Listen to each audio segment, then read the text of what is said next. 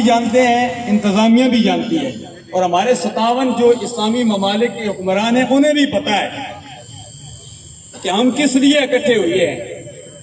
میں سمجھتا ہوں ضرورت اس امر کی ہے کہ چھوٹے سے لے کر بڑے تک،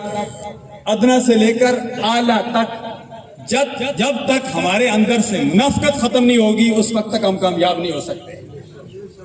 تو اس لیے ہمارے حکمرانوں کو اپنے اندر سے منافقت ختم کرنی ہوگی۔ ہمارے سعودی عرب دیکھو یا کوئی بھی ممالک، میں کسی کا نام نہیں لینا چاہتا،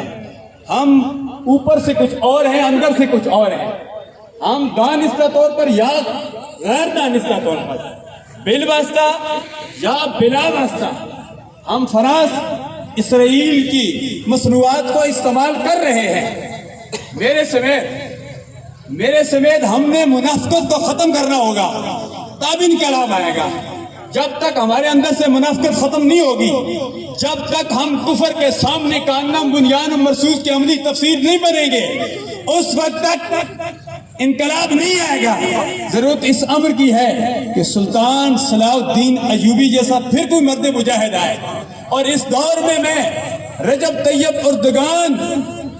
کی عظمت کو سلام کرتا ہوں، اس کی جرت کو سلام کرتا ہوں، لیکن ہماری تاریخ شاید ہے جو ہمارے ہیرو تھے،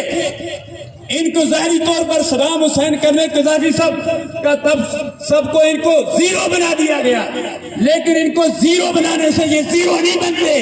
یہ دنیا میں بھی ہیرو ہے، قیامت کے دن بھی ہیرو ہے۔ تو اے مسلمان حکمرانوں، دنیا میں زیرو بن کے نہ رہو، ہیرو بن کے رہو، دنیا میں بے غیرت بن کے نہ رہو، غیرت مند بن کے رہو۔ جب تمہارے اندر غیرت ہوگی تو وہ دن دور نہیں، کشمیر بھی آزاد ہوگا،